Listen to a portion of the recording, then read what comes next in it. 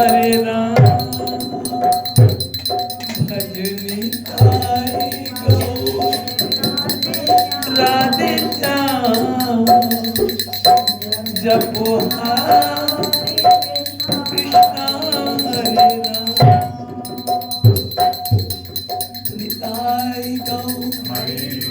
निताई गौ निताई गौ।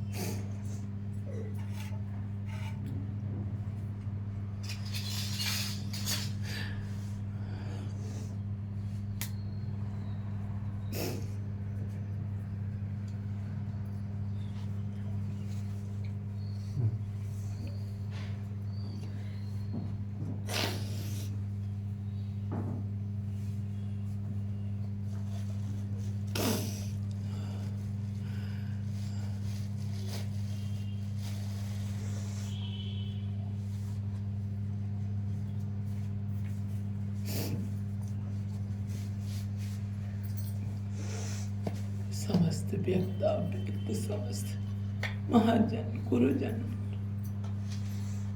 सभी के चरणों में वंदन साष्टांग प्रणाम। दया करो प्रभु दया करो, हम पर कृपा करो।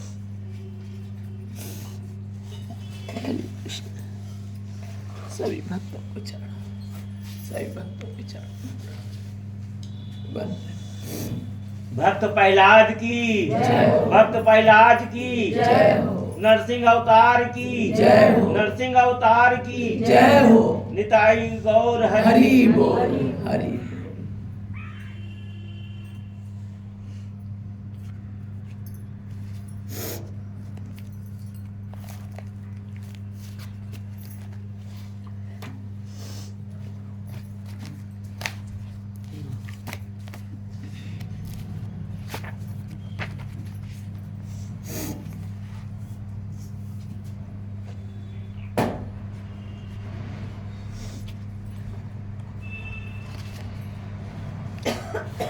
वंदे हम श्री गुरु श्रीयुतपद कमलम श्री गुरुं वैष्णवांश्च श्री रूपम साग्र जातम सैगण रघुनाथान्वितं तम सजीवं साद्वैतं सावधूतं परिजन सहितं श्री कृष्ण चैतन्य देवं श्री राधा कृष्ण पादान सहगण ललिता श्री विशाखान्वितांश्च भक्त भक्ति भगवंत गुरु चतुर नाम वपु एक इनके पद वंदन किए नाशहि बने। हरे कृष्ण कृष्ण कृष्ण हरे हरे हरे राम राम राम हरे हरे। श्री रूप सनातन भट्ट रघुनाथ श्री जीव गोपाल भट्ट दास रघुनाथ यही छह गोसाई करी चरण वंदन जहाँ है ते विघ्न नाश अभीष्ट पूरन। यही छह गोसाई करी वृंदावन प्रकाश राधा कृष्ण नित्य लीला निकुंज विलास। अज्ञान तिमिरांधस्य ज्ञानांजन शलाकया चक्षुरुन्मीलितं येन तस्मै श्री गुरुवे नमः। वाञ्छाकल्पतरुभ्यश्च कृपा सिन्धुभ्य एव च पतितानां पावनेभ्यो वैष्णवेभ्यो नमो नमः। श्री गुरु चरण कमलेभ्यो नमो नमः। श्री गुरु चरण कमलेभ्यो नमो नमः। श्री संत चरण कमलेभ्यो नमो नमः। भजनिताई गौर राधे श्याम जप हरे कृष्ण हरे राम। हे कृष्ण करुणा सिंधु दीन बंधु जगत पते गोपेश गोपिका कांत राधा कांत नमोस्तुते। तप्त कांचन गौरांगी वृंदा राधे वृंदावनेश्वरी। वृषभानुसुते देवी त्वं नमामि हरि प्रिय।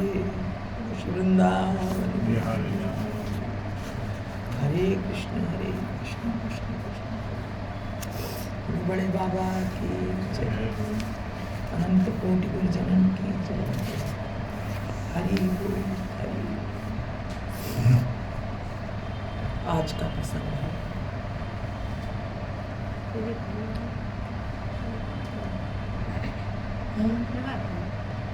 हाँ ये लगा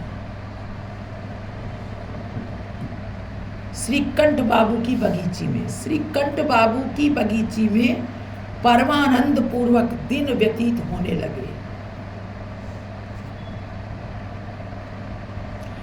एक दिन कालिदास बंदोपाध्याय और नवदीप दास बगीचे के एक छोटे कमरे में हाथ से निताई निताई बल बोल भाई निताई गौरांग बिने आर गति नाई पद का कीर्तन कर रहे थे। हाथ से ताली बजा बजा कर निताई निताई निताई निताई बोल भाई निताई गौरांग बिने आर गति नाई ऐसे कह करके पद का कीर्तन कर रहे थे। क्रमशः एक एक कर 8-10 व्यक्ति और वहां आकर कीर्तन में योग देने लगे। जब कीर्तन अच्छी तरह जम गया तब सब लोग वहां जाकर उपस्थित हुए, जहां बड़े बाबा जी महाशय बहुत से लोगों के साथ बैठे थे। बाबा जी महाशय और अन्य सभी लोग झट उठकर उनके साथ कीर्तन करने लगे। बहुत देर तक उद्दंड कीर्तन करने के पश्चात बाबा जी महाशय ने पद उठाया। निताई मोदेर जीवन धन निताई मोदेर जाति निताई बिहने मोदेर आर नाई गति। संसार सुखेर मुखे तुले दिए छाई और नगरे मांगिया जा खाओ गाइए गाई थे निताई। जे देशे निताई नाई से देशे ना जा निताई बई मुखेर मुख कभु ना हेरी। कांधेर पैता जे मन ना छाड़े ब्रह्मन ते मति निताई मोदेर सर्वस धन। गंगा जार पद जल हर शिरे धरे हेन निताई ना भजिए दुख में पे मरे। ताई बलि भज भाई गौरांग निताई कलि भव एड़ाई ते आर गति नाई। निताई हमारे जीवन धन और जाति पाति सब कुछ है।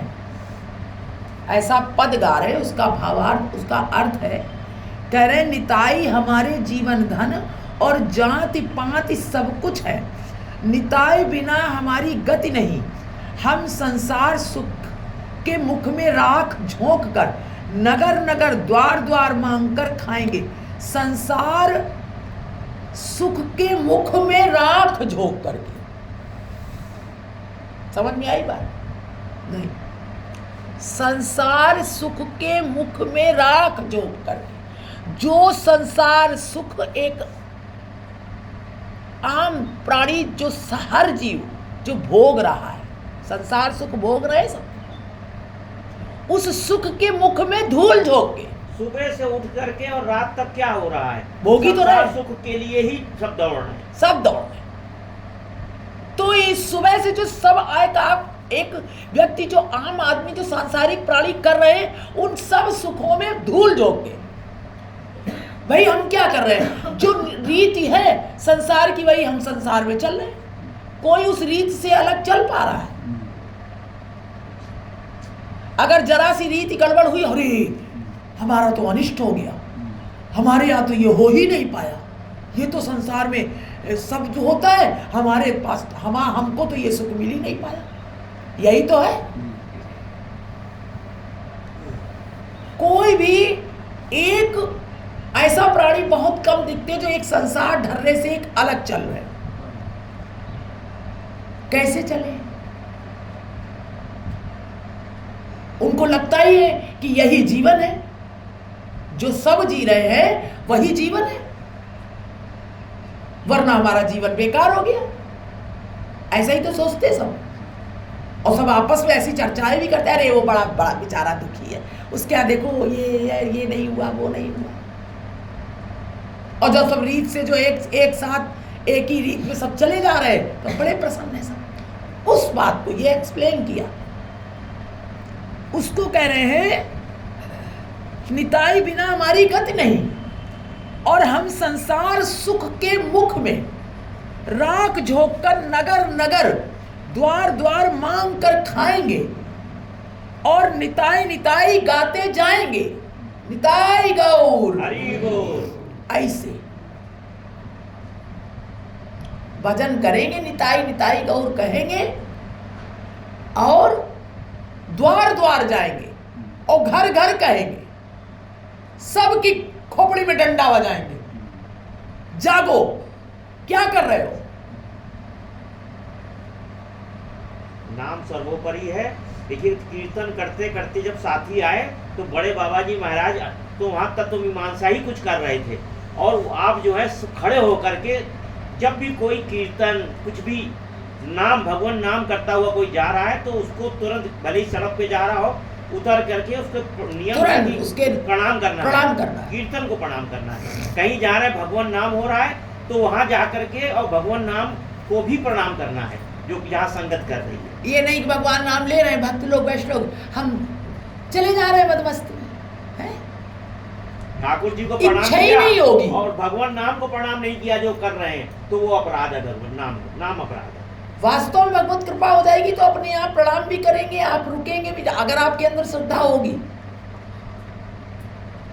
झुकेंगे, भगवान नाम लेने वालों को प्रणाम करेंगे, भगवान नाम को प्रणाम करेंगे, 2 पल खड़े होंगे, इच्छा होगी भजन करेंगे बैठ के, अगर वक्त है भगवान ने कोई जरूर काम नहीं दिया तो पाओ वही जुट जाए भजन में, होश भी नहीं रहेगा। जिस देश में निताई नहीं वहां कभी नहीं जाएंगे। जहां निताई नहीं है, गौरांग नहीं है, जहां भजन नहीं है, जहां वैष्णव नहीं है, जहां नाम नहीं है, कह रहे बाबा वहां नहीं जाएंगे। जिनके चरणों का जल शिव जी सिर पर धारण करते हैं, जिनके चरणों का जल शिव जी अपने सर पर धारण करते हैं, ऐसे निताई को ना बचकर लोग वृथा दुख से मरते हैं। वृथा यानी झूठा। देखिए, एक निगूढ़ तत्व आया ये जल का, जरा थोड़ा स्थिति फिर से इसको स्मरण करा।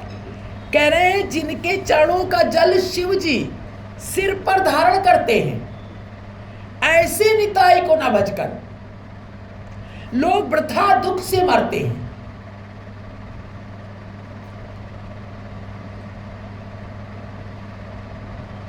जिनके चरणों का जल शिव जी कौन है? वैष्णव में अग्रगण्य, और निताई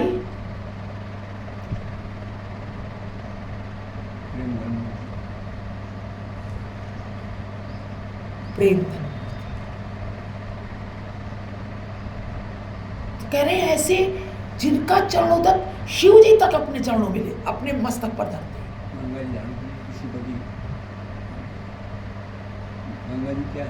विष्णुपति। इसलिए मैं कहता हूं निताई गौर का भजन करो। कलिकाल में भव सागर से पार होने का और कोई उपाय? निताई गौर का भजन। अभिन्न चैतन्य, वही राधे श्याम। अभिन्न चैतन्य तनु निताई हमारे। निताई तो निताई चांद जो है वो महाप्रभु जी के अभिन्न अंग है, उसको उनसे अलग करके देखना महद भगवत अपराध, वो उन्हीं का ही है। इसीलिए अंश भी नहीं, वो स्वयं उनको एक ही स्वयं स्वरूप है, जैसे राधा कृष्ण वैसे ही निताई गौर ये स्वरूप। और उनका चरणों तक शिव जी अपने मस्तक पर धारण करते हैं। कह रहे हैं कि उनको करते हैं, ऐसे निताई को ना बचकर लोग वृथा दुख में मरते हैं। इसलिए मैं कहता हूं निताई गौर का भजन करो। और तमाम तुम भक्ति की बात और बहुत दृष्टांत और बड़े बड़े आध्यात्मिक चर्चा से कोई फायदा नहीं, जय हो, जय हो। कोई मतलब नहीं है। जब तक निताई गौर, क्योंकि राधा कृष्ण मिलित तनु अभिन्न अंग है, वही निताई, वही गौर, वही राधा, वही कृष्ण, वही सब एक, इनको अलग समझो ही मत, है ही नहीं अलग। तो कह रहे कलिकाल में भावसागर से पार होने का और कोई उपाय नहीं है। इस कलिकाल में आप ये सत्य, आप बड़ी बड़ी आध्यात्मिक चर्चा करें, लेकिन वो आनंद प्राप्त नहीं होगा जब तक आप भजन संकीर्तन नहीं करेंगे। वो आनंद की प्राप्ति नहीं होगी। सत्य है,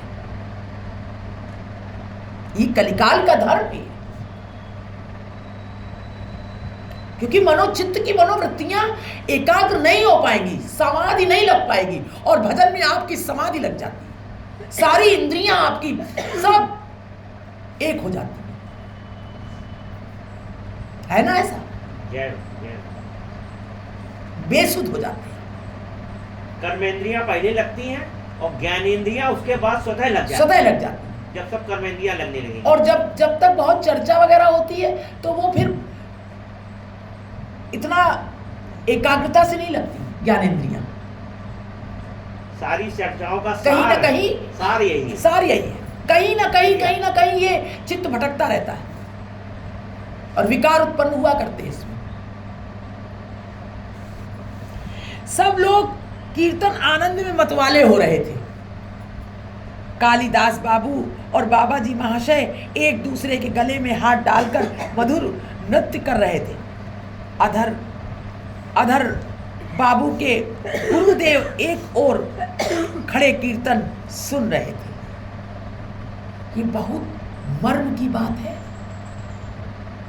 हरि नाम संकीर्तन जोर जोर से जब भक्तगण उच्चारण करते हैं इस कलिकाल में, इससे बढ़कर और कुछ नहीं है, कुछ भी नहीं। अपने मन में हम भले ही समझ लें कि हम बहुत उच्च कोटि की चर्चा कर रहे हैं, बहुत, इससे हमारा कल्याण नहीं होगा जब तक हम हरि नाम उच्च कोट, उच्च स्वर से और बिल्कुल अपने आप चित्त की ये पूरे शरीर से लेकर ये ज्ञानेंद्रियां, कर्मेंद्रियां, ये सब बिल्कुल ऐसी हो जाती हैं कि सब आप अपने को भूल जाते हैं, तन्मयता हो जाती है, तदाकार हो जाती है। 3-4 मिनट अब इसी पे प्रहलाद जी और उनका अलग नहीं है, इसी नाम पे ही है, वही थोड़ा सा। तो क्या हुआ कि जब हिरण्याक्ष का वध हुआ तो हिरण्याकश्यप भाई था, बहुत दुख हुआ उसको, बहुत दुख हुआ। तो उसने सोचा कि मैं तप करके ऐसा कुछ करता हूँ कि जिससे और मैं इन सबको, मतलब मैं मृत्यु को जीत लूँ, अमर हो जाऊँ, फिर मैं देखता हूँ देवताओं को। जब उसने ये भाव किया है वो जा करके वन में तप करने लगा। बहुत समय तक उसने तप किया। तो भगवत इच्छा से 2 वृक्ष के ऊपर 2 पक्षी आकर बैठे। वो पक्षी क्या कहते हैं? नारायण। दूसरा कहता है नारायण, पहला कहता है नारायण, नारायण नारायण। वो वहां पर कीर्तन कर रहे हैं पक्षी। और हिरण्याकश्यप ने उसको सुना, उसकी समाधि भंग हो गई और वो बड़ा बिगड़ने लगा पक्षियों पे, कि मतलब उड़ाने के लिए उनको, कि भगवान नाम उसको असह्य हो रहा था। भगवत द्वेषी को भगवान नाम अच्छा नहीं लगता। तो जब वो धनुष बाण लेकर उठाया उसने और भागा उनके पीछे, तो पक्षी उड़ गए। तो कहने का मतलब ये है कि जो वो क्रिया थी उसकी, वो उसके कान में गई, भगवान नाम गया तो ना, कैसे भी गया। अब उसका तत्व हो गया भंग, इससे लौट आया, वापस लौट आया। कयाधु बोली कि आप तो जल्दी आ गए, आप तो बता रहे थे कितना समय में आएंगे। बोले क्या करें, पेड़ पे 2 पक्षी आके बैठ गए। बोले पक्षियों से क्या होता है? कयाधु पूछ रही। तो बोले वो पक्षी बोल रहे थे कुछ। बोली क्या बोल रहे थे? बोली नारायण बोल रहे थे। तो बोली ये नारायण क्या है? बोली नारायण नहीं जानती तुम? बोली नहीं। बोले अरे नारायण नारायण बोल रहा था क्या। अब वो मुख से ठाकुर जी की महिमा क्या बताए।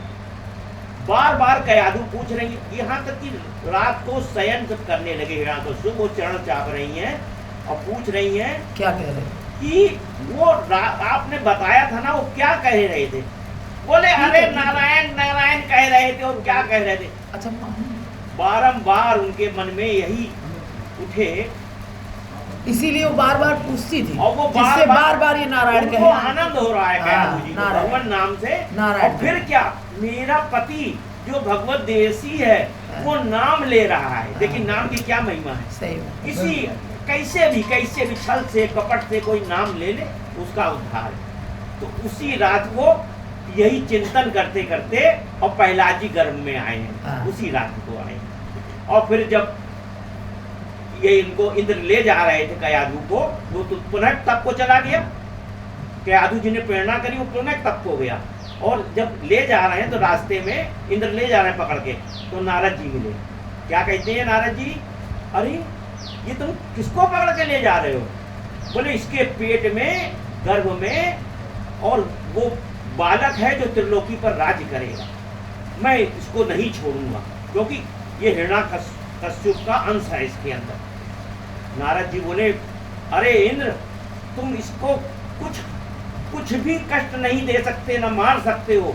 बोला क्यों नहीं मार सकता, मैं इंद्र हूँ। बोले तुम भगवत भक्त है, ये इसके गर्भ में तुम इसका बाल भी नहीं टेढ़ा कर सकते हो। ऐसा कहते बस इंद्र ने छोड़ दिया। और नारद जी अपनी कुटिया में ले आया करा, कहते बेटी जब तक लौट के हिरण्यकश्यप नहीं आएगा तुम मेरे पास रहोगी। और उस समय नारद जी ने भगवान नाम करते हुए प्रेम से जो जो उपदेश दिए, सौ गर्भ में बैठे प्रहलाद जी ने सुने हैं, वो सब सुने हैं भगवत भक्त ने। और ऐसा होते होते, और कयाधु तो बाद में भूल गई हैं, लेकिन प्रहलाद जी वो नहीं भूले भगवान नाम। अब प्रहलाद जी भगवान नाम करके कैसे रुचि हुई देखिए। भगवान नाम, थोड़ा माइक होगा तो बोल दीजिएगा। भगवान नाम में कैसे आपकी रुचि हुई। प्रहलाद जी जा रहे थे रास्ते में, तो एक वहां पर एक कुम्हार था। कुम्हारिन जो है, कुम्हार कुम्हारिन रहते थे। घड़े का बिल्कुल बड़ा सारा वो घड़ा बना कर कच्चे रखते जाते, और बड़ा सारा उन्होंने बना रखा। और जब बन जाते तो घड़ा पकाने के लिए वो क्या क्रिया हो रही थी, कुम्हारिन जब माला ले करके तुलसी की और चारों तरफ रो रो करके परिक्रमा कर रही थी। प्रहलाद जी ने दृश्य देखा, बोली माँ क्या बात है, कि तुम क्यों रो रही हो, ये क्या तुम भगवान नाम क्यों कर रही हो ऐसे। बोली मैं क्या बताऊं बेटा, ये बिल्ली ने इस एक घड़े में बच्चे दे दिए थे। मैंने सोचा था जब आग लगाऊंगी तो घड़ा वो अलग कर दूंगी, लेकिन मैं भूल गई और मैंने इतनी आग प्रज्वलित कर दी। अब मेरे को सुमार में आया कि इसमें तो बच्चे थे, मर गए, अब क्या होगा। इसलिए मैं भगवान नाम सुमरन कर रही हूँ, अब मेरे पास कोई अन्य रास्ता नहीं है। ऐसे जब बाद में वो बुझ गई संध्या को, प्रहलाद जी फिर आते हैं, कहते माँ मुझे देखना है बिल्ली के बच्चों को, देखना है मुझको। अब उसने सब घड़े हटाए हैं, ठंडे हो गए, हटाए हैं तो किलोल करते हुए बच्चे उसके अंदर उसी में से निकल आए, अग्नि में प्रज्वलित होकर सब घड़े तो पक गए, वो भी घड़ा पक गया, लेकिन बच्चों को आँच नहीं लगी। प्रहलाद जी बोले माँ मुझको भी आज से मैं भी भगवान नाम करूंगा। ऐसा कहेंगे प्रहलाद जी भगवान नाम करते हैं। अब नाम जब कर रहे हैं तो हिरण्यकश्यप को तो चिढ़ है, तो भांति भांति के जब कष्ट दिए उसने, लेकिन प्रहलाद जी तो टस से मस नहीं होते। तब उसने कहा कि इनको हम गुरु जी की शरण में ली। शुक्राचार्य जी बोले आप इसको ले जाओ, आप ही इसको सुधारो, बड़ा उद्दंड हो गया है, बहुत उद्दंड है, आप सुधारो। अब ये वहां चले गए, तो उनका रंग तो इन पे नहीं चढ़ा, और जो उनके शिष्य और थे उन पर प्रहलाद जी का रंग चढ़ गया। तो शुक्राचार्य जी जब अन्यत्र नहीं जाते हैं तो प्रहलाद जी बैठ करके भगवान नाम का उपदेश करते हैं उनको, और सब आनंद में डूब जाते हैं। तो एक दिन जब उन्होंने ये उपदेश करते सुना, तो शुक्राचार्य जी ने कहा कि अब हिरण्यकश्यप भी उनको भी देशी थे, ये क्या हो रहा है, अब मेरी तो पाठशाला ही खराब कर दे रहे हैं, इनको तो हटाओ यहाँ से, और राजा भी मेरे को दंड देगा। हिरण्यकश्यप भी दंड देगा। तो बस तुरंत बोले मैं जाकर अभी बुला के लाता हूँ उनको, बताऊंगा देखो क्या कर रहा है यह, इसको ले जाओ यहाँ से। अब उन्होंने खबर करी तो मंत्री को भेजा हिरण्यकश्यप ने, जाओ देख के आओ। वो हाथी पर बैठ कर मंत्री और अनुचर उसके सब आए। तो यहाँ तब तक प्रहलाद जी भगवान नाम की महिमा बताकर भगवान नाम संकीर्तन करने लगे।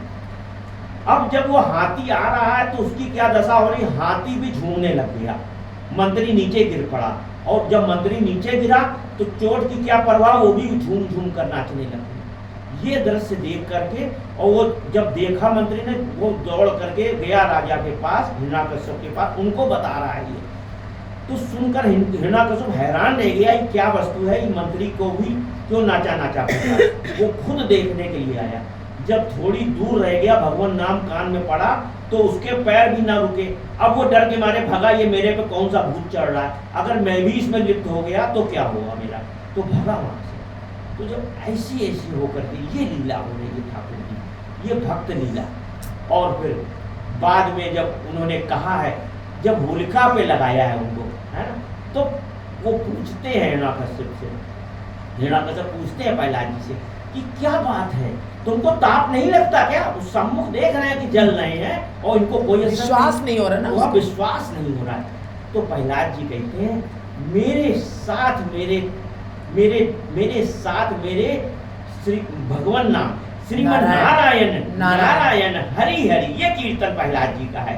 श्रीमन नारायण नारायण हरि हरि, श्रीमन नारायण नारायण हरि हरि, श्रीमन नारायण नारायण हरि हरि। तेरी लीला जग से न्यारी न्यारी,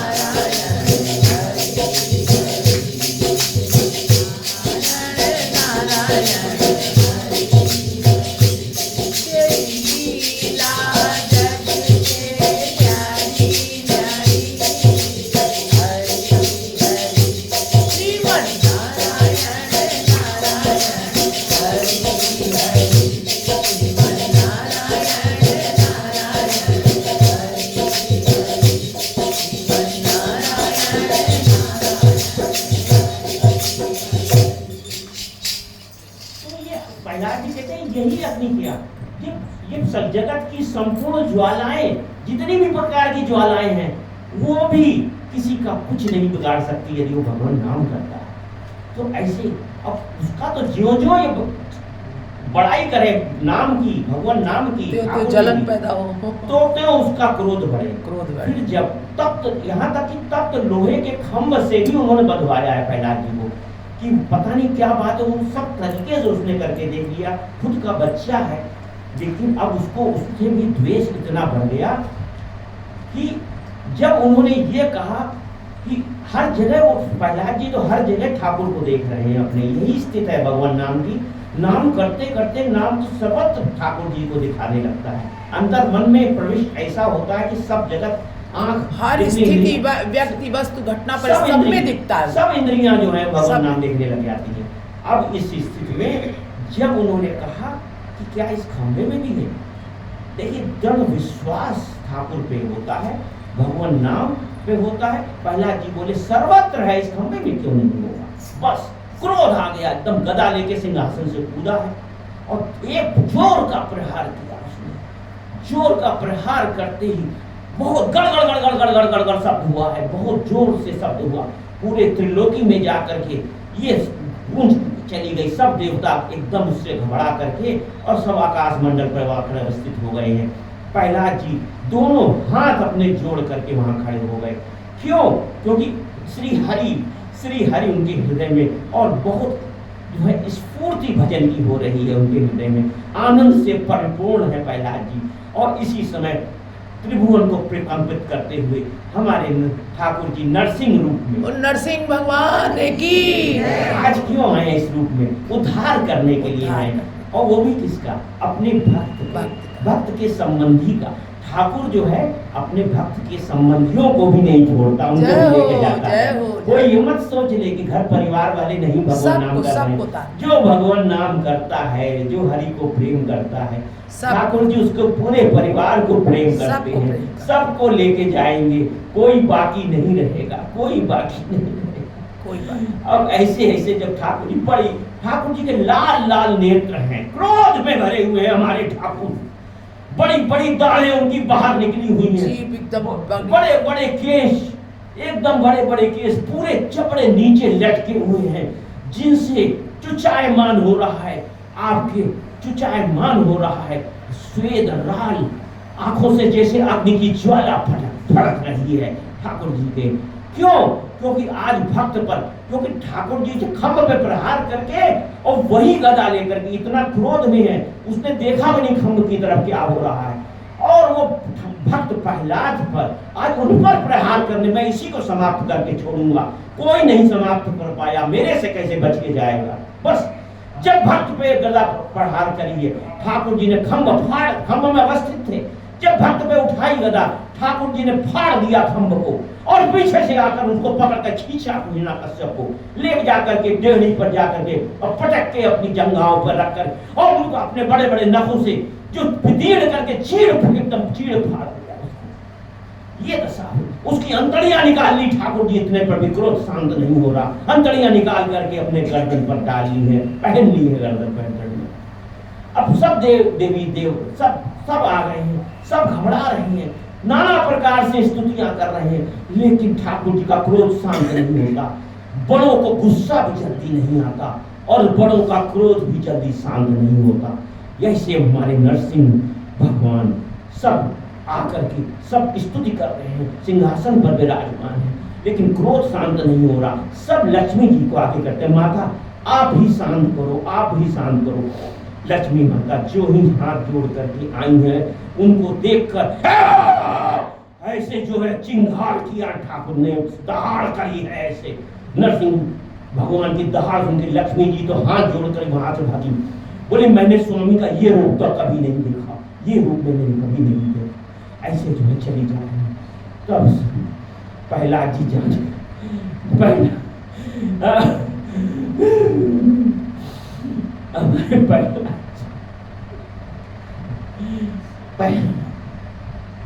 दोनों हाथ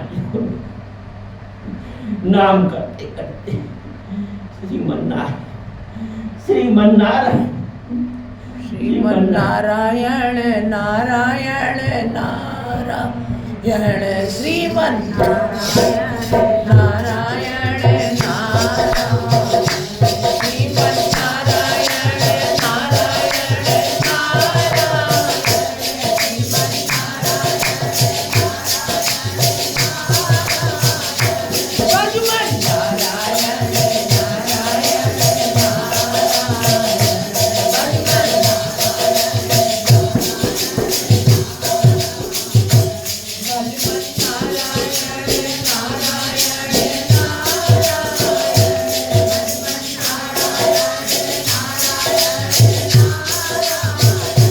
श्रीमन्नारायण नारायण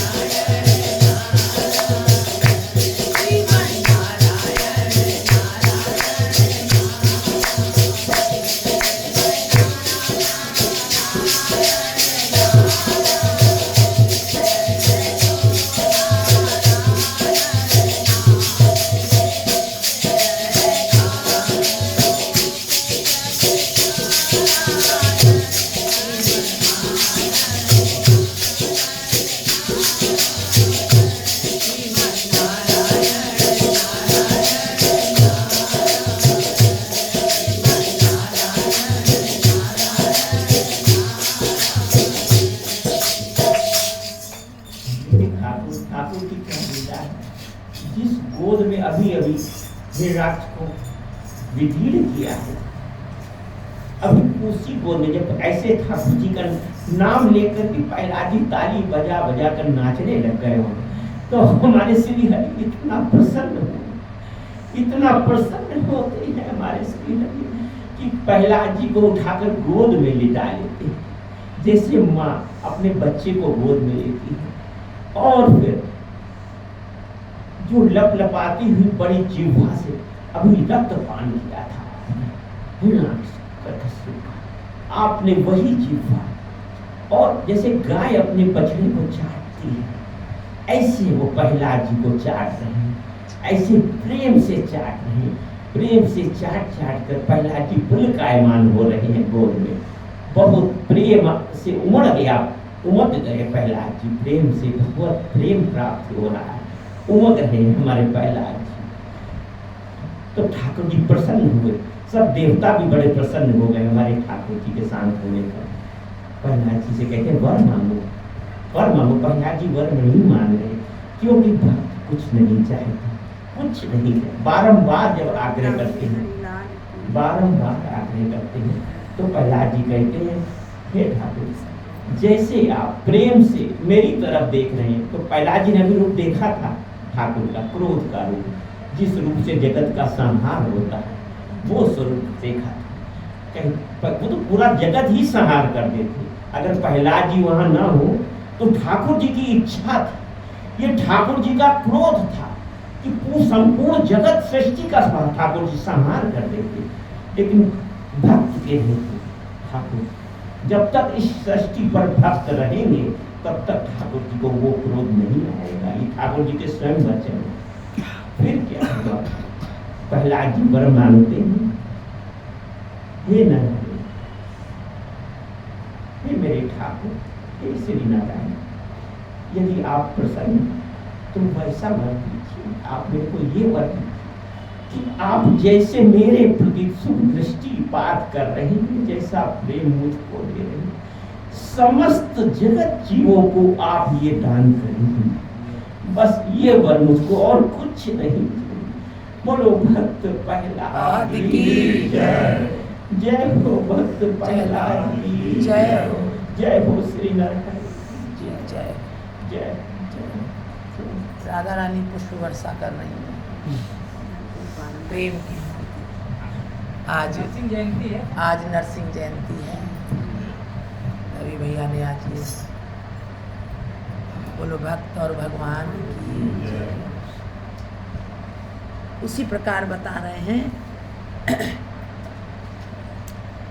अधर बाबू के गुरुदेव एक और खड़े कीर्तन सुन रहे थे और नेत्रों के जल से उनके मुख और वक्ष स्थल भीग रहे थे। सबसे बड़ा दृष्टांत भगवत नाम का अगर महत्व समझना है तो यही भक्त प्रहलाद का ही दृष्टांत है।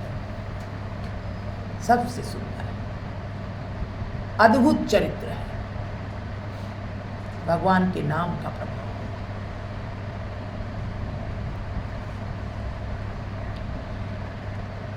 यकायक वे उच्च स्वर से रोदन करने लगे। किसी का बस नहीं था कि उन्हें स्थिर कर सकता। उन गेरुआ वस्त्रधारी, रुद्राक्ष माला विभूषित, सिंदूर तिलक शोभित, अति दीर्घ स्थूल काय, नैतिक शाक्त ब्राह्मण की आकृति, ब्राह्मण की आरती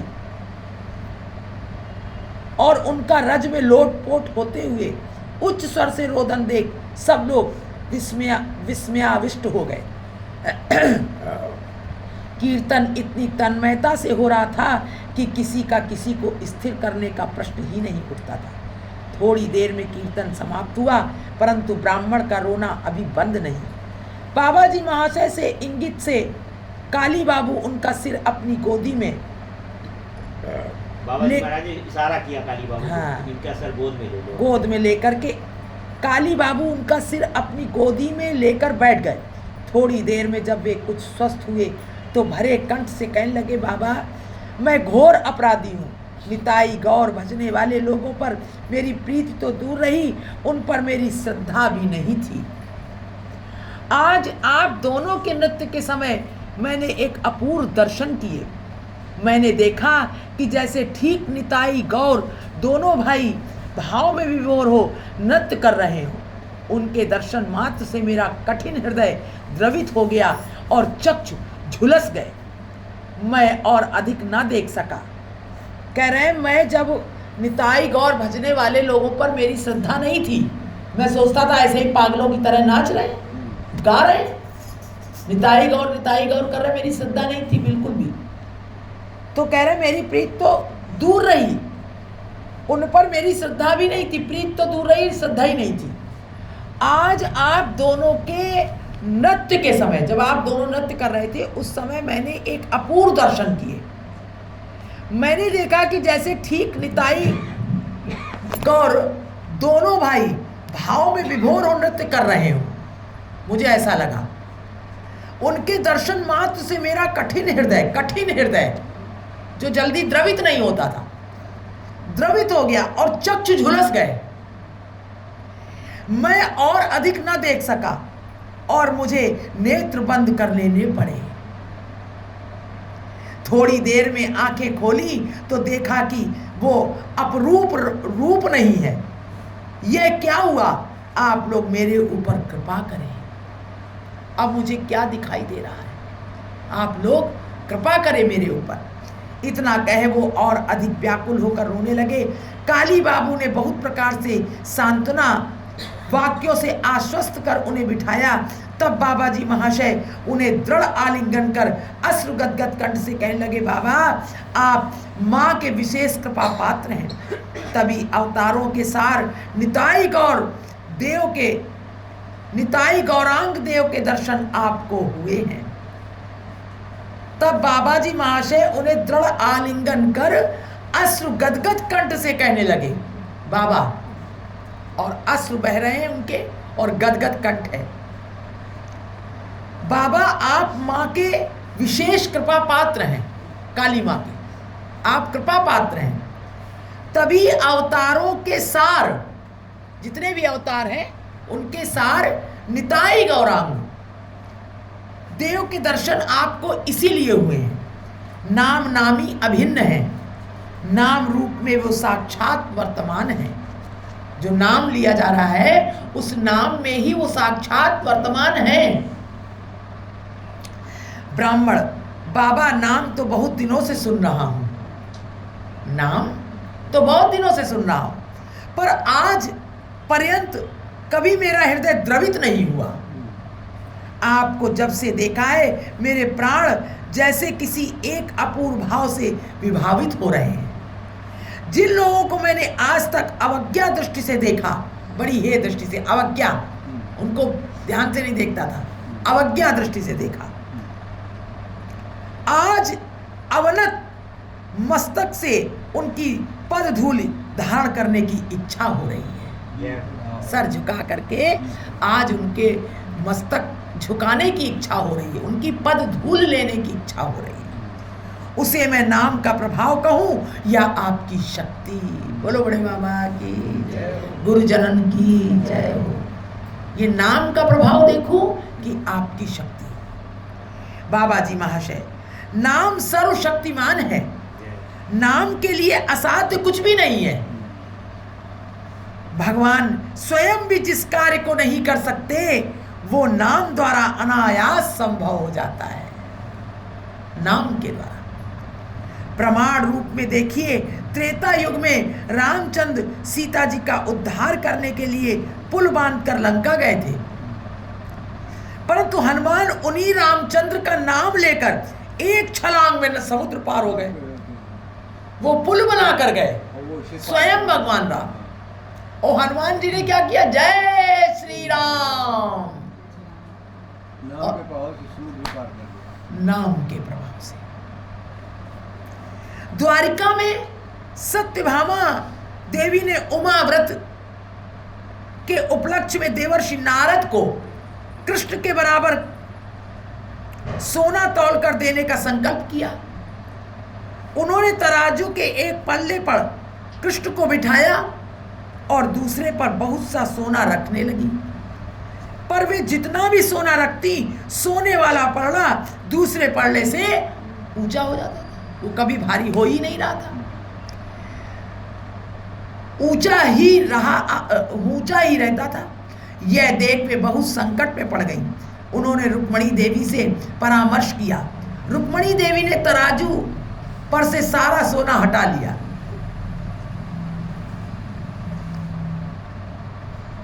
और उसकी जगह नामांकित एक तुलसी पत्र रख दिया, नाम लिख करके, तुलसी पत्र, नाम अंकित कर दिया, सोना हटा लिया और नाम कृष्ण करके लिख करके एक तुलसी पत्र पे रख दिया। इसीलिए कहता है तुलसी पत्र के रखते ही वो पर्दा झुक गया। भगवान कृष्ण एक तरफ सोना, तो उठता ही चला जा रहा था, लेकिन जैसे ही भगवान का नाम लिख कर रखा तो पर्दा नीचे हो गया। इसलिए कहता हूं कि नाम की अपार महिमा है। नाम वृक्ष आदि स्थावर पदार्थों को भी नचा सकता है। स्थावर पदार्थ, वृक्ष आदि, मनुष्य का तो कहना ही क्या है। इस प्रकार तत्वावलोचना होते होते मध्याह्न हो गया। सब लोग अपने अपने घर गए। इन लोगों ने भी प्रसाद पाकर विश्राम किया। तत्व से बाबा बता रहे हैं। ये सब चर्चा होती रही। मध्याह्न हो गया, सब लोग अपने अपने घर गए। इन लोगों ने भी प्रसाद पाकर विश्राम किया। आगंतुक दुखी कंगाली लोगों को भी महाप्रसाद दिया गया। 1.5 महीने तक इसी तरह नित्य 400-500 व्यक्ति प्रसाद पाते रहे। कहाँ से नित्य प्रातः काल इतने लोगों के प्रसाद की सामग्री जुट जाती, ये प्रभु ही जाने। इतने लोगों की नित्य प्रसादी सामग्री जुट जाती थी। कह रहे ये तो प्रभु ही जाने। पर बाबा जी महाशय जितने दिन कृष्णनगर में रहे, वे दूसरे दिन के लिए कुछ भी संग्रह नहीं करते थे। आज जितना आया है वो सब सिद्ध करो, सब पवाओ, फिर कल की कल देखी जाएगी।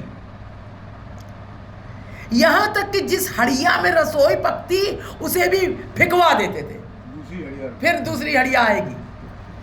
ये चिंता नहीं है, धर ले इसको, है या थोड़ा थोड़ा बांटो, है या थोड़ा रख लो, कल अगर कम आ गया फैला लो। कम आ गया तो इसमें मिला के हो जाएगा, कुछ नहीं। इस अलौकिक व्यापार को देख बहुत से लोग बाबा जी महाशय की ओर आकृष्ट होने लगे। भाग्यवान श्री कंठ बाबू का निवास स्थान आनंद कानन बन गया। उनका निवास स्थान आनंद कानन हो गया।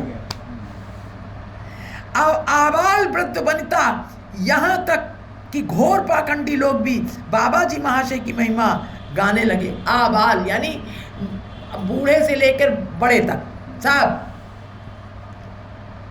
यहां तक कि घोर पाखंडी लोग भी बाबा की महिमा गाने लगे। महात्मा लोग प्रतिष्ठा से भय खाते हैं। शायद इसी कारण अब बाबा जी महाशय कृष्णनगर में नहीं रहना चाहते थे। बोलो गोविंद भगवान की निताई और प्रतिष्ठा के कारण। क्या टाइम हुआ? प्रतिष्ठा नहीं चाहती। एक दिन प्रातः काल वे चिंता में बैठे थे। उसी समय देवेन बाबू ने आकर पूछा, दादा आज इतना चिंतित क्यों हो?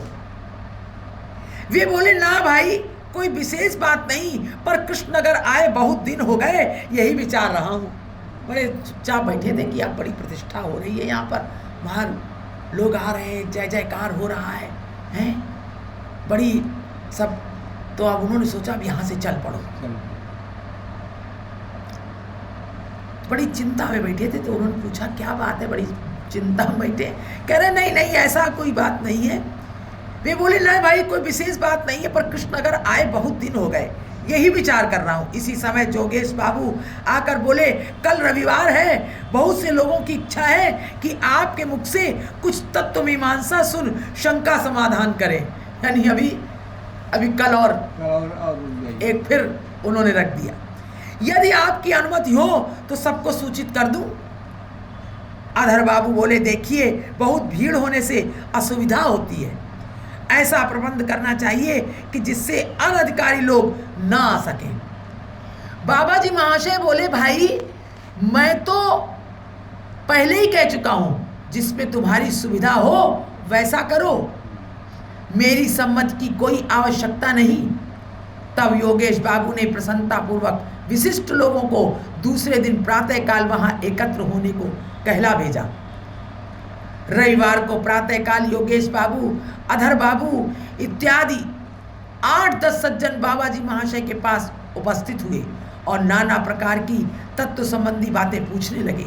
योगेश बाबू बोले, यथार्थ भगवत स्वरूप क्या है और दूसरे स्वरूप के साथ उसका क्या संबंध है?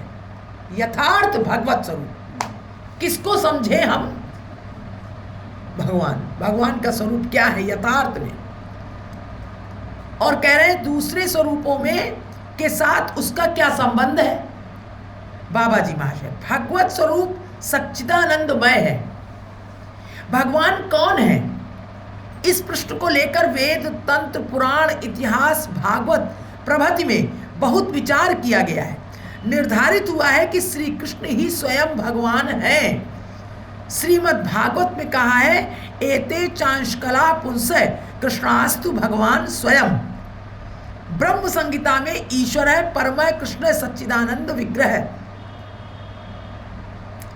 इस प्रकार कहा कि अनादिरादिर गोविंद सर्व कारण कारणम यस्यैक निश्वसित काल मखावलंबि जीविंति लोम विलजा जगत गुनाथा विष्णुर्महान स इह यस्य काला विशेषो गोविंदमादि पुरुषम तमहम भजामि। ब्रह्म संहिता में कहा गया है।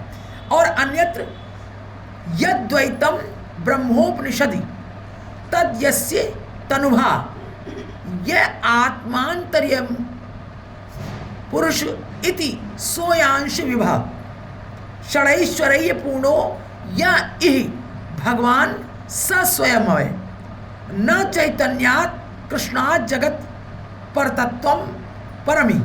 यही कृष्ण विभिन्न स्थानों पर क्रिया और संग आदि के भेद से पूर्णेतर और पूर्णतम रूपों में प्रकट होते हैं। वे श्री धाम द्वारिका में पूर्ण, मथुरा में पूर्णतर और श्री वृंदावन में पूर्णतम रूप से विराजमान है। वे श्री धाम द्वारिका में, मथुरा में पूर्णतर और श्री वृंदावन में पूर्णतम रूप से विराजमान है। इसलिए मैं श्री कृष्णचंद्र के पूर्णतम स्वरूप श्री वृंदावन बिहारी का वर्णन करता हूं।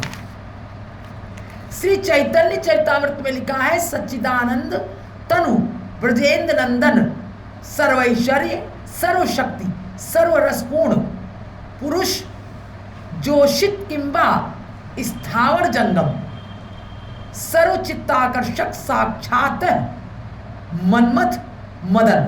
सत शब्द का अर्थ है संधिनी अर्थात सत्ता, चित्त का अर्थ है संवित अर्थात ज्ञान, आनंद का अर्थ है आह्लादनी अर्थात आह्लादकारी वृत्ति विशेष।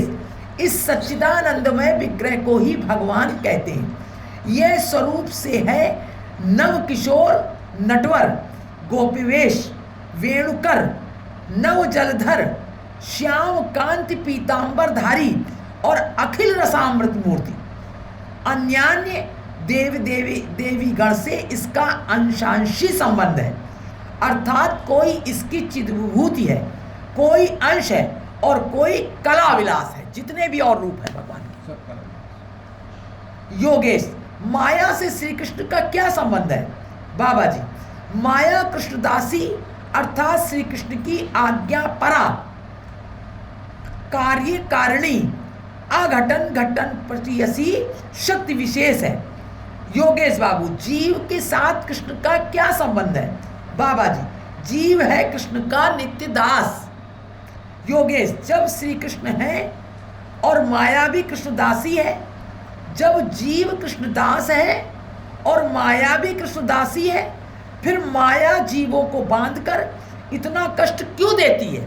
वो भी कृष्णदासी है और जीव भी कृष्णदास है, तो फिर ये बंधन में डाल करके जीव को इतना कष्ट क्यों देती है?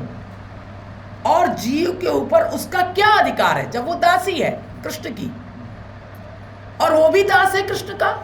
तो जीव इतना क्यों कष्ट पाता है? बाबा जी कह रहे, अच्छा देखो, तुम हो सब रजिस्ट्रार गवर्नमेंट नौकर, यह हीरा लाल बाबू है पुलिस इंस्पेक्टर, यह भी सरकारी नौकर है, यदि तुम कानून के विरुद्ध कोई काम करो तो राज कर्मचारी होने के कारण क्या हीरालाल बाबू तुम्हें छोड़ देंगे? बहुत सही एग्जाम्पल दिया, बहुत सही। राज कर्मचारी तुम भी हो, राज कर्मचारी वो भी है। और अगर तुम राज कर्मचारी हो, गलत काम करो तो क्या ये हीरालाल तुम्हें छोड़ देंगे? इसी प्रकार माया और जीव दोनों भगवत दास हैं। जीव जब भगवत आज्ञा के विरुद्ध कोई काम करता है तब माया उसके हाथ पांव बांधकर नाना रूप से दंड देती है। वो माया दासी है तो भगवान जो कहते हैं वो करती है, लेकिन जीव तो भगवान के विरुद्ध कार्य करने लगता है। दास होकर के तो दासी का कार्य करे ना। दास जो कार्य करता है वही कार्य करे, तो ये दास नहीं बनता, इसको तो अहम हो जाता है, ये मालिक बन जाता है। ये मालिक बन जाता है। तो बाबा नहीं कहते ये तो अहंकार के मंच पे चढ़ के बैठ जाता है ऊपर कटाक से, इसलिए माया उसे दंड देती है दोनों राज कर्मचारी। योगेश, जीव ऐसा कौन सा बड़ा अपराध करता है जिसके कारण माया उसे इतना कष्ट देती है? बाबा जी, जीव कौन सा अपराध करता है क्या बताऊं? क्या नहीं करता। वो अभिमान में मत होकर प्रभु तक को भूल जाता है। यही सबसे बड़ा तो यही, जिसका दास है, सबसे बड़ा अपराध तो यही है, उसी को भूल गया।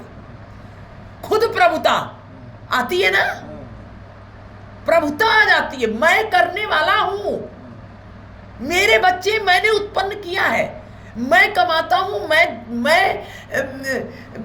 मैं व्यापार करता हूं, उससे मेरा जीवन पलता है।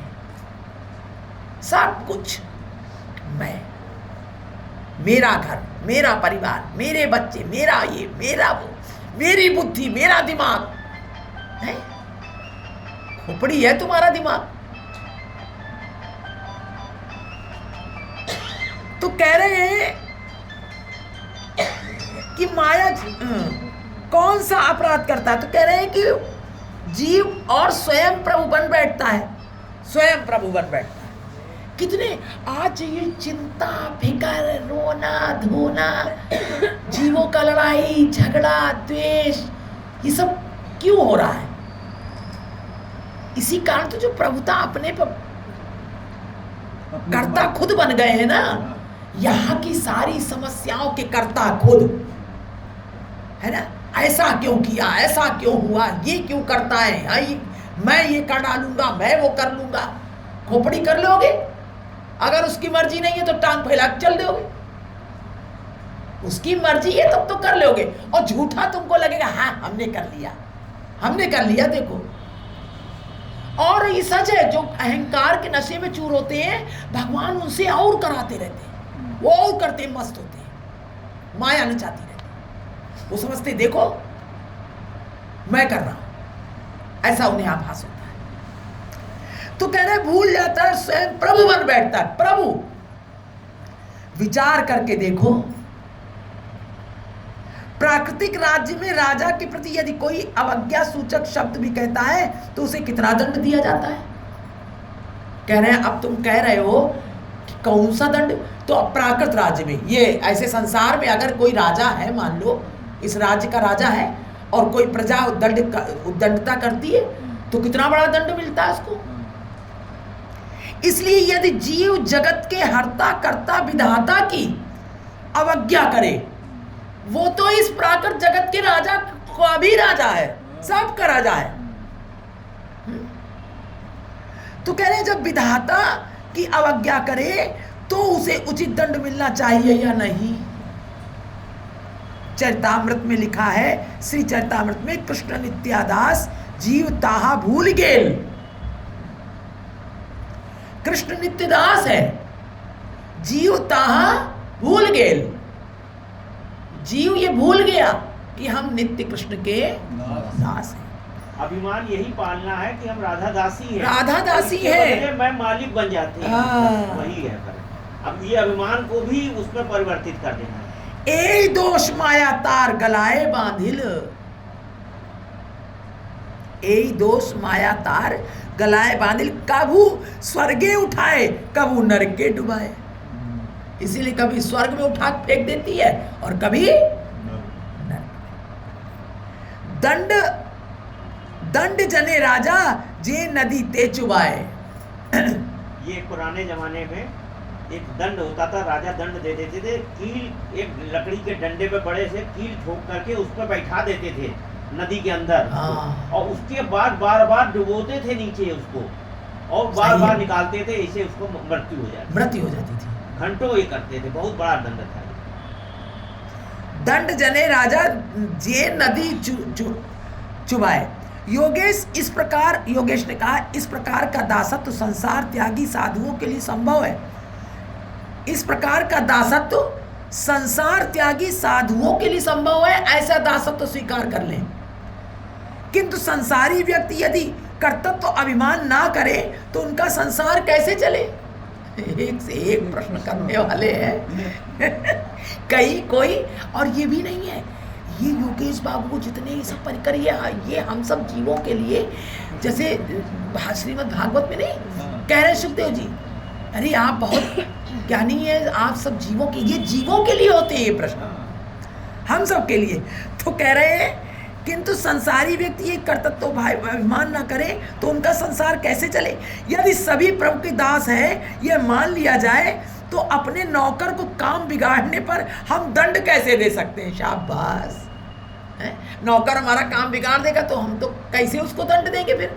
और दंड देना जरूरी है, दंड देंगे। ये तो साधु ही संत कर सकते हैं कि दंड नहीं देंगे और छोड़ देंगे, हैं? सब हानि लाभ सब सहते रहेंगे, लेकिन संसारी प्राणी कैसे सह लेगा?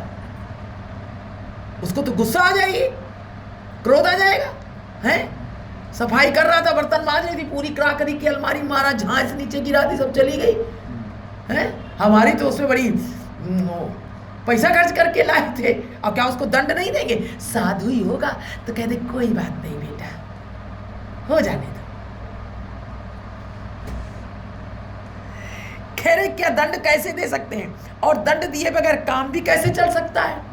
बाबा जी ने क्या कहा, तुम्हारे पास कचहरी में जो चपरासी, अर्दली और अन्यान्य नौकर चाकर रहते हैं, उनमें से जब कोई अन्याय आचरण करता है तब क्या तुम उसे दंड नहीं देते?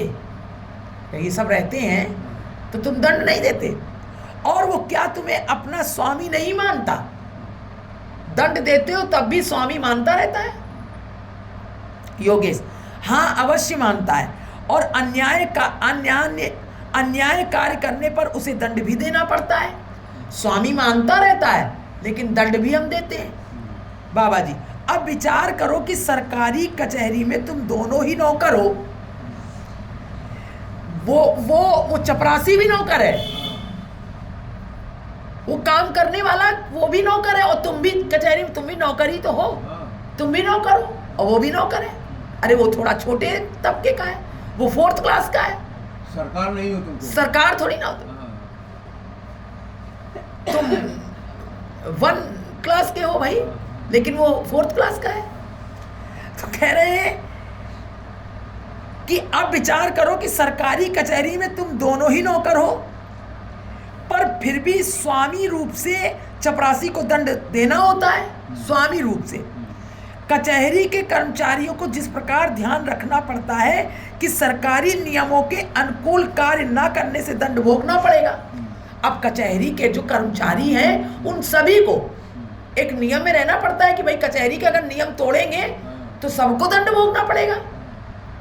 उसी प्रकार भगवत संसार में, भक्ति पथ पर रहकर हमें ये ध्यान रखना होगा कि भगवान की आज्ञा के विरुद्ध कार्य करने से दंड के भागी होंगे। यह स्पष्ट है कि अभिमान ही दुख की जड़ है।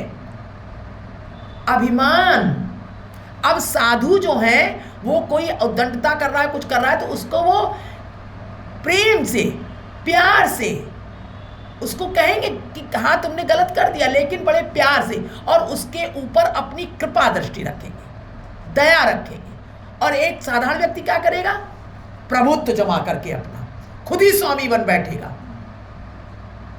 कहो उसको नौकरी से निकाल दे।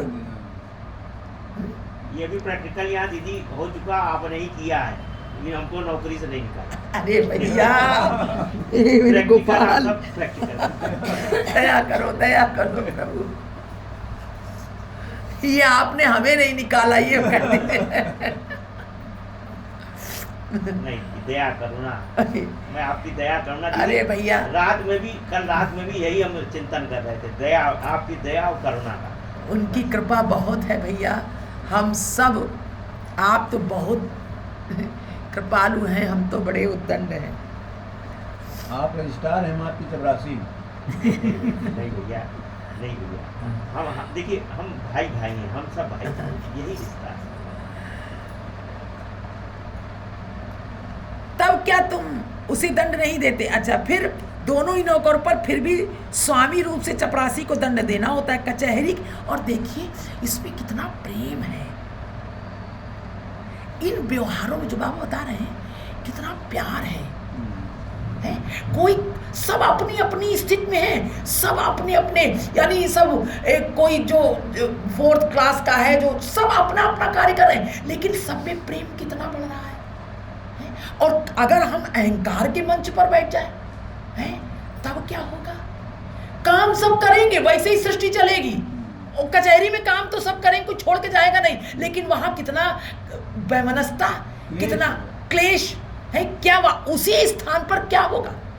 है इसी तरह इस जगत में रहे हम सब, और अहंकार शून्य होकर सब अपने अपनी जो भगवान ने सेवा सौंपी है, जिस स्थिति में है, सब अपना अपना कार्य करें और सब से प्रेम करें। बहुत सुंदर बात है ये, बहुत सुंदर कहा दीदी। और देखिए, यही जीना, ऐसे ही जीना चाहिए, यही मनुष्यत्व है। तब भजन होता है, ऐसी इस मानसिकता में भजन होता है बच्चा। जब तक ये मानसिकता नहीं होगी तब तक भजन नहीं हो सकता। वो हमारा ढोंग है, वो हमारा धोखा है। हम भजन बहुत कर रहे हैं लेकिन कुछ नहीं हो रहा जब तक हमारे अंदर सबके प्रति प्रेम नहीं है, दीनता नहीं है हमारे अंदर, सबको अपनाने की भावना नहीं है, सबके अंदर वो निताई को नहीं देख रहे हैं। कैसे हो पाएगा? है कठोरता भरी है हमारे अंदर, ऊंची नीची पद भरा हुआ है हमारे अंदर, अपना पराई भरा हुआ है? किसी के अवगुणों को हम क्षमा नहीं करना चाहते, हमारी टेक बनी हुई है। कैसे होगा काम? हम अपना नियम करने में अगर अनदेखी कर रहे हैं घर परिवार की, तो वो भी ठाकुर को नहीं स्वीकार है, नहीं स्वीकार है। जैसे हम अपने 2-4 पुत्रों को अपने घर को देखते हैं ना, हमें संपूर्ण जगत को देखना होगा। ऐसी मानसिकता में भजन होता है बेटा, अनुभूति होती है उस परमात्मा की, वरना नहीं होती है, ऐसे दिल में होती है। आप सबको स्वीकार कीजिए, सबको स्वीकार कीजिए, आप सबको गले लगाइए, देखिए क्या स्थिति है। भाई प्रहलाद जी ने कहा कि आप सबके शुभ दृष्टि, हाँ, प्रेम दृष्टि से देखें सब देखिए। संसार। अरे बड़ा सुंदर जीवन है, हम तो कहते हैं जी लो, समय मिला है, नहीं मिलेगा ये समय, लेकिन हम तो अहंकार के मंच पर बैठे हैं। हम सोचते हैं हम उससे छोटे हो जाएंगे। ये जीवन पशु से भी बदतर हो जाता है, पशु से भी बुरा है वो जीवन, ऐसी दशा है। और बड़ा सरल, बड़े आनंद का जीवन है, ईश्वर की कृपा है। फिर कह रहे कचहरी के कर्मचारियों को जिस प्रकार ध्यान रखना पड़ता है कि सरकारी नियमों के अनुकूल कार्य न करने से दंड भोगना होगा, उसी प्रकार भगवत संसार में रहकर हमें यह ध्यान रखना होगा कि भगवान की आज्ञा के विरुद्ध कार्य करने से दंड भागी होंगे। भगवान ने क्या कहा?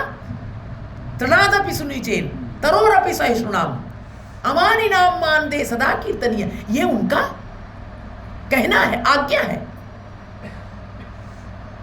यह स्पष्ट है कि अभिमान ही दुख की जड़ है। कहा यह स्पष्ट है, दुख की जड़ है अभिमान और स्वेच्छाचारिता। स्वेच्छा जो हमारे मन में आ रही, किसी का ना दुख देख रहे, ना कुछ देख रहे, कष्ट देख रहे, अपनी एक टेक है, मैं फलानी जात का हूं, मैं इतना बड़ा आदमी हूं, है? अरे बहुत कुछ है। हम झुकना नहीं चाहते, हमको यही मिले, हम ऐसी स्थिति में जी सकते हैं? हमारे घर की स्थिति बहुत ऊंची है और कहीं कोई ऐसी स्थिति मिल गई तो हम वहां एक रात गुजारना मुश्किल, 1 घंटा बैठना, आसपास देख रहे हैं, कुछ एक कागज है मिल जाए तो हम उस पर बैठ जाए, हैं? क्योंकि गलीचे में बैठते हैं, धूल पड़ी है, वहां 4 भक्त बैठे हैं, तमाम लोग बैठे हैं, लेकिन हम खड़े हैं, भैया बैठ जा, हाँ बैठ जाएंगे, भैया बैठ जा, अभी बैठ जाएंगे। मन में तो मलिनता भरी है, बता नहीं रहे, कुटिलता भरी है कि तुम लोग तो धूल में बैठे हो, हम नहीं धूल में बैठ पाएंगे, और कह भी नहीं रहे, सरलता भी नहीं है, चित्त में कुछ और बाहर कुछ और, बड़ी कुटिलता है हमारे अंदर। अरे सरलता से कही दो कि भैया हम धूल में नहीं बैठेंगे, तो भी सरलता आ जाए। मन की बात भी नहीं हम कहते, अरे हमने देखा है जीवन को, अच्छा तो क्या बात है बता दो, बताएंगे भी नहीं, कैसे जीवन पार होगा, इतना अहम है। अरे ठीक है, हम जैसे आपको जहां जैसा पड़े वैसा जीवन जीने लगो, यहां तक कि सामने वाला आपको समझ ना पाए कि आप कितने वैभव में जीते हैं, इतने आप गिर कर रही है। अगर ऐसी कोई स्थिति है, रह पाएंगे हम वहां? अपनी कोई ना कोई हम झलक दिखा देते हैं, है ना? कैसे करें, क्या करें? और जबकि वास्तव में तत्व से क्या है, कुछ नहीं है। जो पदार्थ जिनके लिए हम इतना अहम करते हैं वो कुछ नहीं, कूड़ा बटोरा है हमने जीवन भर, है ठीक है, उसका अहम मत कीजिए, किसी भी वस्तु का अहम मत कीजिए इस जगत में। ये कहने का अर्थ है स्पष्ट अभिमानी दुख की जड़ है अभिमान और स्वेच्छाचारिता छोड़कर जिस कार्य में भगवान ने हमें नियुक्त किया है उसे यदि प्राण देकर करते रहे तो संसार में चाहे कितना ही लिप्त क्यों ना हो जाए, माया कदापि हमारे ऊपर शासन नहीं कर सकती।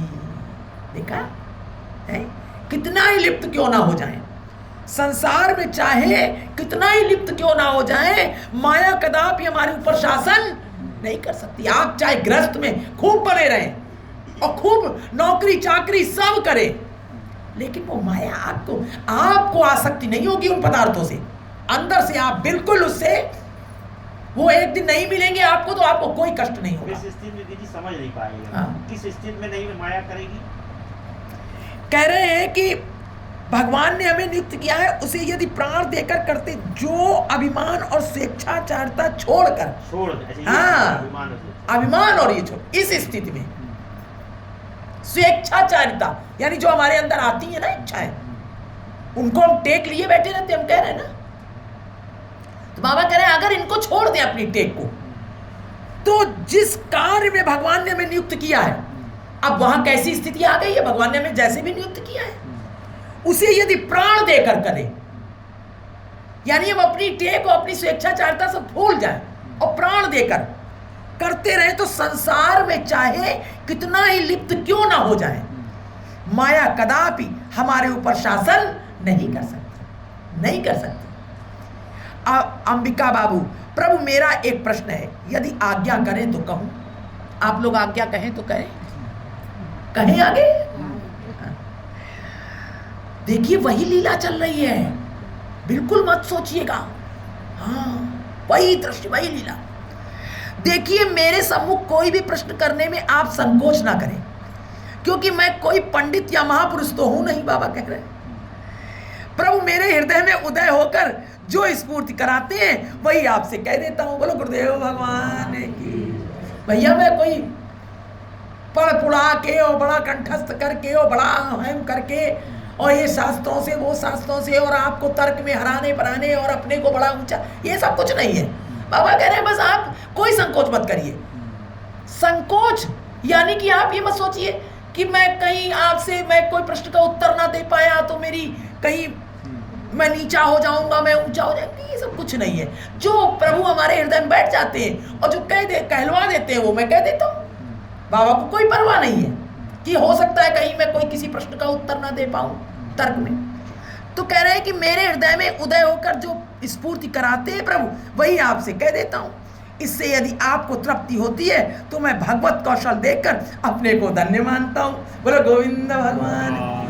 ये भगवत कौशल देखकर उनको आनंद होता है। कह रहे हैं कि मुझे आनंद होता है, भगवत कौशल है। भगवान की लीला देखो कैसी है, बाबा कह रहे हैं। अंबिका बाबू, एक वैष्णव ने मुझसे कहा था कि जगत में एकमात्र कृष्ण ही पुरुष हैं। एक वैष्णव ने मुझसे कहा था कि जगत में एकमात्र कृष्ण ही पुरुष हैं और सब प्रकृति। यह बात मेरी समझ में नहीं आई। कृष्ण ही पुरुष हैं और सब प्रकृति, ये बात मेरी समझ में नहीं आई, क्योंकि भगवान ने ही तो पुरुष और प्रकृति इन दो भागों में हमारी सृष्टि की है। भगवान ने ही प्रकृति और पुरुष दो भागों में अपनी ही ये सृष्टि की है। बाबा जी, अच्छा आप लोग पंडित हैं, ये बताइए कि प्रकृति और पुरुष का धातु प्रत्ययगत अर्थ क्या हो सकता है? बाबा जी, अंबिका बाबू, प्रकृति शब्द का धातु प्रत्ययगत अर्थ है प्रकृष्ट रूप से कार्यकारिणी शक्ति विशेष, और पुरुष शब्द का अर्थ है जो पुर में वास अथवा शयन करते हैं।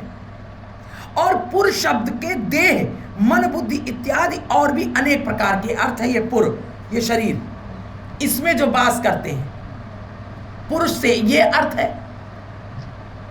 बाबा जी, बहुत ठीक। अब समझ लीजिए कि जो देह, मन, बुद्धि इत्यादि में वास या शयन करते हैं, अर्थात जो निष्क्रिय, निर्लिप्त, निर्गुण और साक्षी स्वरूप हैं, उन्हीं को पुरुष कहते हैं।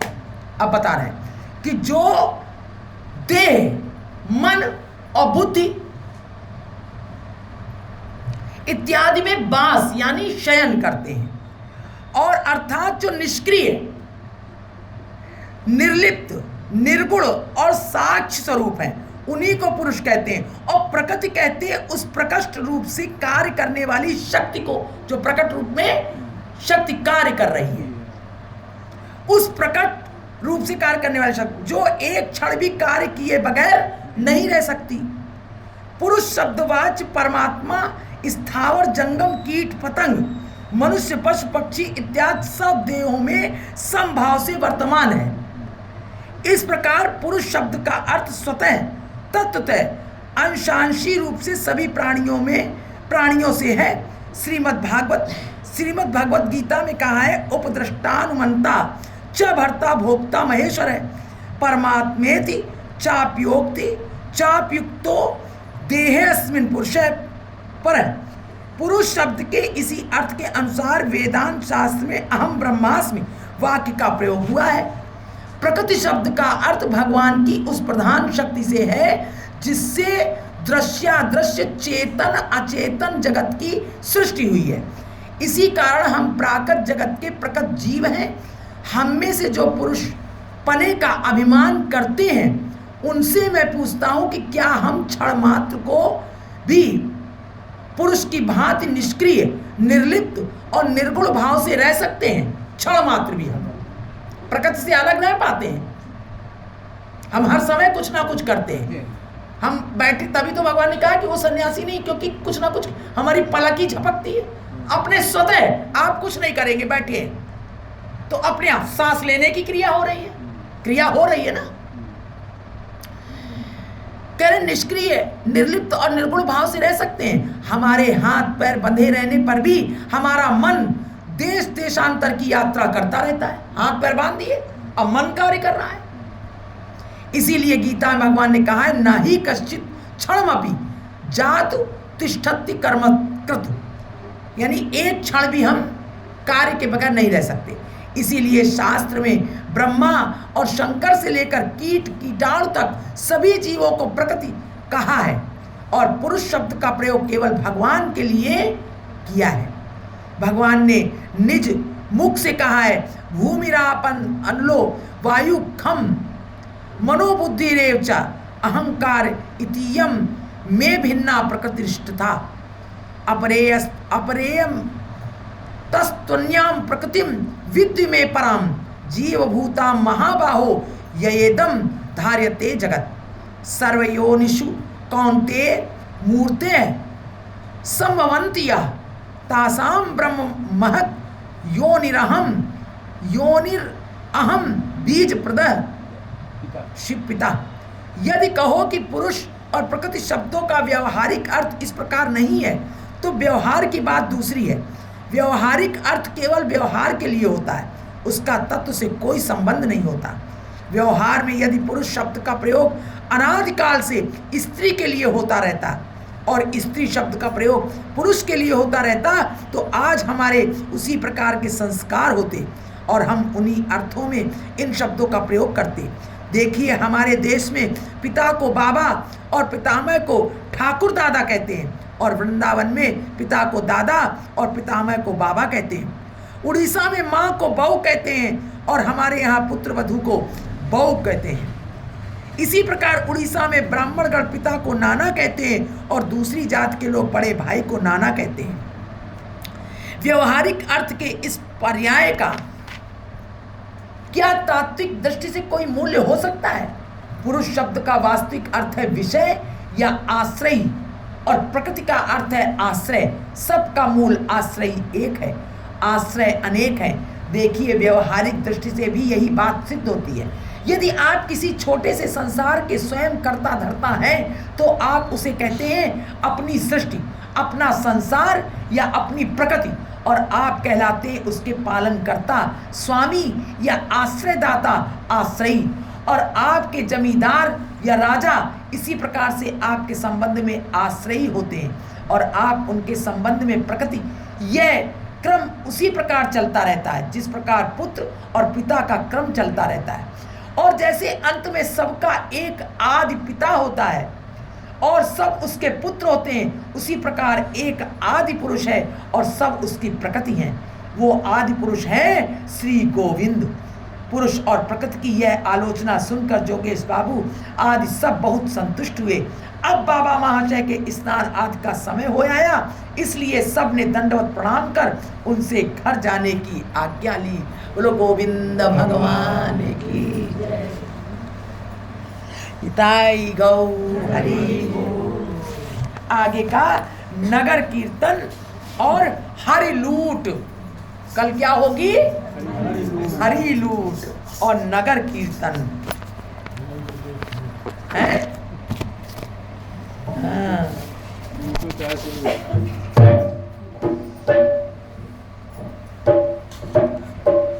और छोटी सी किशोरी मेरे अंगना में डोले रे, छोटी सी किशोरी छोटी सी किशोरी मेरे अंगना में डोले रे।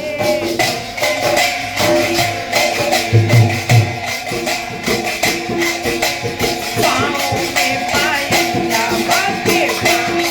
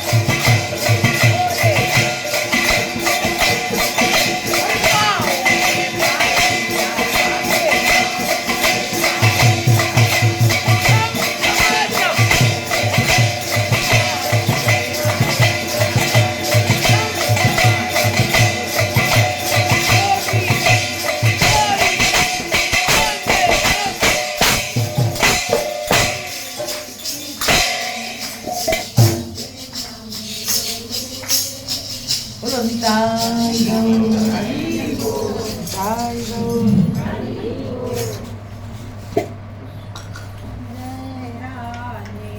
जय राधे राधे जय राधे जय श्री राधे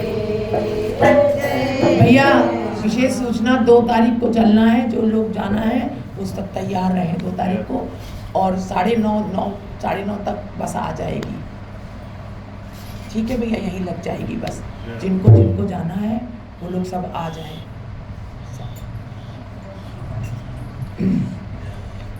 जय राधे जय राधे राधे जय राधे जय श्री राधे जय कृष्णा जय राधे